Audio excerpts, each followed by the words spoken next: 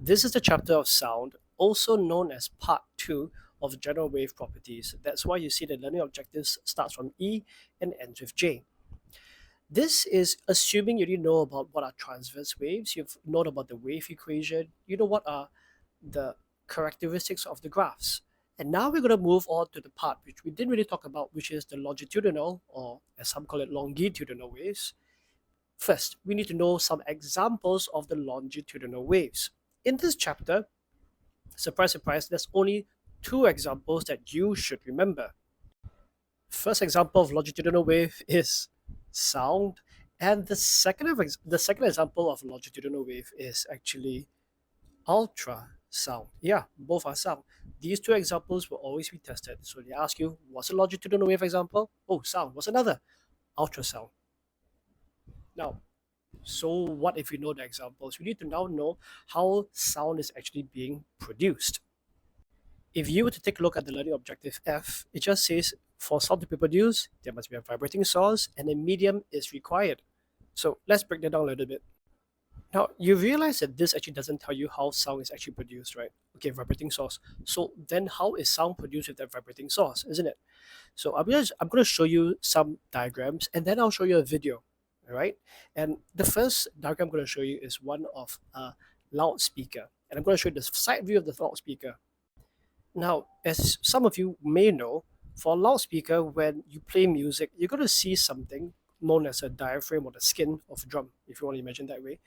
That diaphragm is going to be vibrating and it's going to move outwards and inwards. And this is seen most clearly, especially for those really, really big loudspeakers, right? So at first it's flat over here, and then it moves outwards and it moves inwards, right? So these are just three different states of the loudspeaker being used. Now, what actually happens is that, hey, as this thing moves outwards and inwards, it's pushing something. What is it pushing? See the medium required part over here? If it's in air, it's going to be pushing and moving the air particles in front of it. Here's the thing though, I don't want you to imagine that air particle from here is just going to move and fly away. I want you to imagine that there are layers and layers and layers of air particles. So if I were to just draw three layers and one particle in each layer, it would look something like this, right? So that's the first layer, the second layer, the third layer, right? If I were to draw all the particles in the first layer, they'll probably be like that. Okay, they're not supposed to be touching, but later the video will show it. But for simplicity's sake, I'm just going to be looking at these particles over here, right? You see, as the diaphragm pushes out, what's going to happen? It's not just going to push out, it's going to push out and come back in. It's going to vibrate and it's going to push the air particles. And as the air particles are pushed, it's going to cause something very interesting. There is going to be a difference in pressure in the surrounding medium. So, how does that pressure look like? So, when there's a pressure difference, right, I want you to imagine, right, all the particles squeezing together. And when there's lower pressure, I want you to imagine the particles being further apart. What you're going to see is all the layers of air being pushed. So when you have a sound wave, that all these layers of air are going to be moving and they're vibrating parallel to the direction of wave travel, right? It pushes and it squeezes. You're going to see parts where they squeeze together very, very much. These are compressions. When the parts where they are further apart, they're known as rarefactions. I think if you realize, if we're going to play again, you see there's a spelling error, isn't it? Let's try again. So as you can see, once I have all of my air particles moving, some parts squeeze together very, very much, isn't it? The parts where they squeeze together, you can imagine, if things are squeezing together, that's high pressure. Well, rather higher pressure. And the name for that place, that area, that region where it's very high pressure, that's called a compression, right?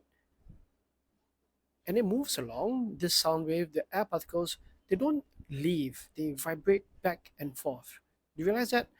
I'm not saying that these air particles are going to fly far, far away and keep moving away. No, they actually oscillate back and forth, back and forth, back and forth, and they vibrate parallel to the direction of wave travel. That is what we have learned as what it means to be a longitudinal wave. A longitudinal wave is where the particle vibration is parallel to the wave propagation. So as it squeezes and pushes and as it spreads apart, you're going to have parts where, ooh, squeezing together. And that is what you actually see when you have a sound wave moving out. You usually see the compression, and people in animation would draw that compression as a wave spreading outwards, isn't it? But don't just look at these parts where they're squeezed together. You also realize that over here, there's going to be a place where it's furthest apart. This is the area of rarefaction. And this is a very bad spelling error. Right, so let me now move this away over here and we can continue.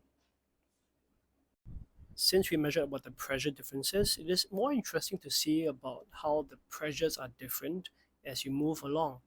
So rather than writing a displacement distance graph, we're going to be drawing now a pressure distance graph.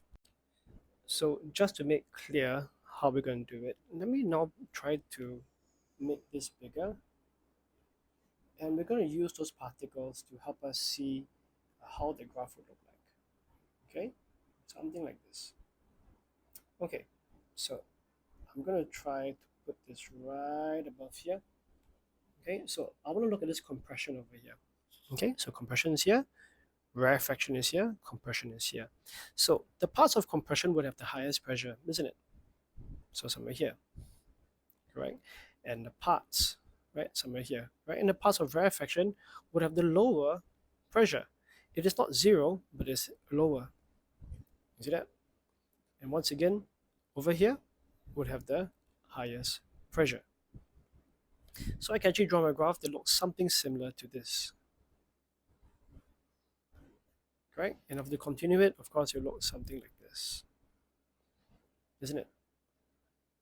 So all of these parts over here, that's compression. All of these parts over here, that's my rarefaction. So compressions are the places where the particles are closer, so it's higher pressure. Rarefaction is where the particles are further apart and you have a lower pressure. Interesting. If this is a graph that has to do with distance, and we heard about crest, crest, trough, trough, or particles in phase, technically, I'm able to see from here to here. I can tell something from the graph, isn't it? If it's distance, that means from one crest to the next crest, or rather from one compression, or rather the middle of the compression to the next middle of compression, that's one wavelength. Likewise, I can look also from the max part of your compression or the middle of the compression, the next middle of the rarefaction, sorry. I can find another wavelength. Okay, very good. Let's move this over here. Let's talk a little bit more about the mediums right now. Okay, before we start looking at questions which you may encounter in the O-level question paper, what about this medium required? Well, the three mediums that you can imagine that you use, well, sound can travel through solid, sound can travel through liquids, and sound can travel through gases. Question, which one would have the sound traveling the fastest and which is the slowest? So here's the idea. If the particles are closer, then they don't need to move so far to transfer energy to the next particle, correct? So the closer they are, the energy transfers faster, which means, based on kinetic model of matter, right, in which state do we have the particles closer to each other? Solid. Where are they furthest apart? Gases. For that reason, we can actually tell you right now that the typical speed of sound in air is going to be 330 meters per second, sometimes 300 meters per second. For liquid, it's about 1500 meters per second, and in solids, it could be about 3000 meters per second. These aren't things that you need to memorize, but these are things that you may calculate in time. Generally, speed of sound in air is going to be 330 meters per second. Please recognize that I'm not saying speed of sound. I said speed of sound in a certain medium. This is something you must get used to. Speed of sound in air or in liquid, on water, or in a solid. Don't just assume that the speed of sound is going to be any of these things. Look at the medium, because as we have said, for sound production, for sound production, the medium is required. So you need to know what medium we're talking about. Now that also means, right, if medium is important, what happens if I have no medium? when I have no medium, that is also known as a vacuum. So in a vacuum, I am unable to have sound to travel because I need medium for sound to travel. Now, there's a very typical question which is asking, right? Let's say I have this bell jar, okay, a bell jar, and on it I suspend this very special beeping clock, okay, and it's beeping, it's very, very loud, and beeps, oh, so loud. Okay, but what happens, right, if at the bottom over here, I have a special vacuum that pumps air out? Now, this over here is going to be beeping, okay? But what happens when more and more air is pumped out to the point where inside here becomes a vacuum? What will happen? The idea is that I would start to hear this less and less, or this gets softer and softer. Why does it get softer? Is it because it didn't ring? No. It's because what's the physics that you must remember? Ah, I remember the physics over here is sound requires a medium to travel. And when I have less air inside, less medium, then sound is not able to travel from the from the beeper upwards. So I can't hear it. All right? Very good. Let's now go back to answering the big question, and we're done for this first part. So this part, I guess you could say that we're just focusing on E, F, and G. So two questions. Let's ask these two. First one, I want you to describe how a vibrating object produces sound waves. Now this seems like a pretty harmless question, but surprise, surprise, this can be up to 4 marks in an exam. So let's work through what you need to answer. And I know this is a described question, but I'm still going to be using the PRO framework, right? PRO just helps me to ensure that I've written enough things. P stands for the principle or the physics. I need to talk about a physics concept which is peculiar or particular to this chapter, right? R is for reasoning, and the outcome, oh, well, produces sound waves, isn't it? That's the outcome. So the first thing that I need to say is about what I've learned specifically in this chapter, which is P. Sound is produced by vibrating sources in a medium. I hope you're writing this down. See, this is something which you learn in physics, right? This is not exactly common knowledge. This is something you learn here. So must write the physics first. Sound is produced by vibrating sources in a medium. All right, so let's reason it out. So what exactly happens? This is where you need to use some very important key phrases. So let's work it out. So what happens when it vibrates? So as a source vibrates, what does it do? What does that loudspeaker do? What does the drum do? So as the source vibrates, the air particles set up a series of compressions and rarefactions, which is what you saw just now over here, right? And they travel away from the source as a longitudinal wave. Now, I'd like you to see how much physics is there so far. I've talked about the principles of sound production, and I talked about as it vibrates, what happens. You're going to see a setup of a series of compressions and rarefactions. And what's happening?